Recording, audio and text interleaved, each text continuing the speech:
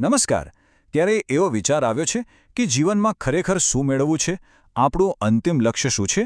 સારું, આજે આપણે એક એવી જબરદસ્ત પદ્ધતિ વિશે વાત કરવાના છીએ જે આપણને એ લક્ષ્ય શોધવામાં અને પછી એને હાંસલ કરવામાં મદદ કરી શકે છે. તો ચાલો આ રસપ્રદ સફર શરૂ કરીએ. તો સૌથી પહેલો અને સૌથી ઊંડો સવાલ, આપણા જીવનનું અંતિમ લક્ષ્ય શું છે? આખી જિંદગીમાં આપણે ખરેખર શું કરવા માંગીએ છીએ? આ એક એવો સવાલ છે જેનો જવાબ કદાચ આપણી આખી જિંદગીની દિશા જ બદલી નાખે. પણ મજાની વાત એ છે કે મોટાભાગના લોકોને આ સવાલનો કોઈ ચોક્કસ જવાબ ખબર જ નથી હોતો. અને તો સાવ સીધી વાત છે, જો આપણને એ જ ખબર ન હોય કે જવું છે ક્યાં, તો પછી ત્યાં પહોંચીશું કેવી રીતે? એટલે જ સૌથી પહેલું અને સૌથી અગત્યનું કામ છે આપણું અંતિમ લક્ષ્ય નક્કી કરવું. આની પાછળનું ફિલોસોફી પણ બહુ ઊંડું છે.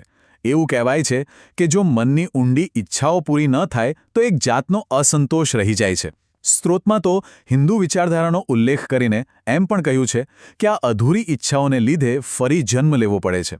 પણ ચાલો એ વાતને બાજુ પર રાખીએ તો પણ એક વાત તો પાકી છે કે સંતોષભર્યા જીવન માટે એક લક્ષ્ય હોવું ખૂબ જ જરૂરી છે. તો પછી સવાલ એ થાય કે જો લક્ષ્ય ખબર જ ન હોય તો એને શોધવું કઈ રીતે? એના માટે સ્ત્રોતમાં એક બહુ જ સરળ પણ એટલી જ શક્તિશાળી રીત બતાવી છે. ચાલો આપણે એને એકાંત પદ્ધતિ કહીએ. અને આ પદ્ધતિના સ્ટેપ્સ જુઓ. એકદમ સિમ્પલ છે. સૌથી પહેલાં મોબાઈલ ફોનને બીજા રૂમમાં મૂકી આવો. પછી એક રૂમમાં શાંતિથી એકલા બેસી જાઓ. હા, પણ સૂઈ નથી જવાનું હો, બસ જાગતા રહીને શાંતિથી બેસવાનું છે. અને આ કરવાનું છે દરરોજ માત્ર 30 મિનિટ માટે. આનાથી થશે કે બહારનો બધો ઘોંઘાટ બંધ થઈ જશે અને આપણું મગજ કંઈક નવું વિચારવા માટે એક્ટિવ થશે. અને આ પદ્ધતિનો જાદુ અહીં જ છે.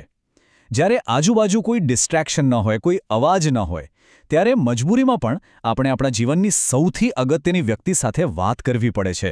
અને એ વ્યક્તિ એટલે આપણે પોતે. અને બસ આ આંતરિક વાતચીતમાંથી જ આપણા સાચા સપના અને લક્ષ્યો બહાર આવવા માંડે છે. ચાલો માની લઈએ કે આપણને આપણું લક્ષ્ય મળી ગયું, પણ હવે શું? ખાલી સપના જોવાથી તો કંઈ થતું નથી. હવે વારો છે એ સપનાને એક નક્કર પ્લાન, એક બ્લૂપ્રિન્ટમાં ફેરવવાનો. તો ચાલો જોઈએ એ કેવી રીતે કરી શકાય.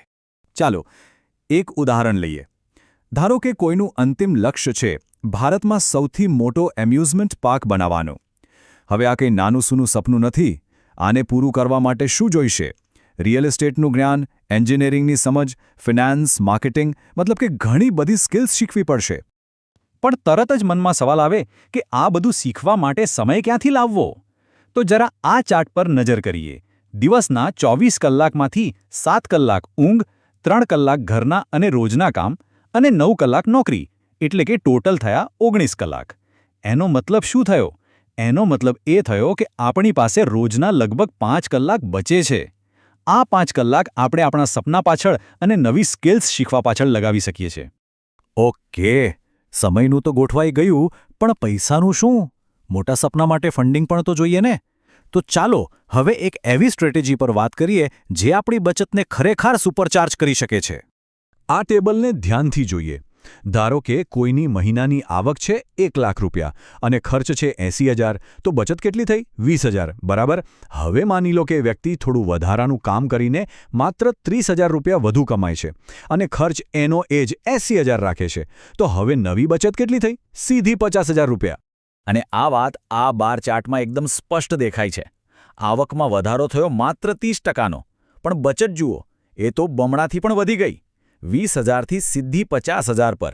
આ છે વધારાની આવકનો અસલી પાવર. જી હા, બચતમાં સીધો 150%નો ઉછાળો. આ આંકડો એ બતાવે છે કે થોડીક વધારાની મહેનત આપણા નાણાકીય લક્ષ્યોને કેટલી ઝડપથી નજીક લાવી શકે છે. આ ઘણી જ સમજવા જેવું છે. પણ એક મિનિટ, શું સફળતા એટલે ફક્ત પ્લાનિંગ અને પૈસા? ના, વાત આના કરતાં પણ ઘણી ઊંડી છે. જો લાંબા સમય સુધી સફળ રહેવું હોય તો એક સર્વાંગી અભિગમ અપનાવવો પડે છે. અને આ માટે સ્ત્રોતમાં એક બહુ સરસ કોન્સેપ્ટ છે: તન, મન અને ધન. મતલબ કે સફળતા માટે આ ત્રણેય વસ્તુઓ પર ધ્યાન આપવું જરૂરી છે. આપણું શરીર એટલે કે તન સ્વસ્થ હોવું જોઈએ.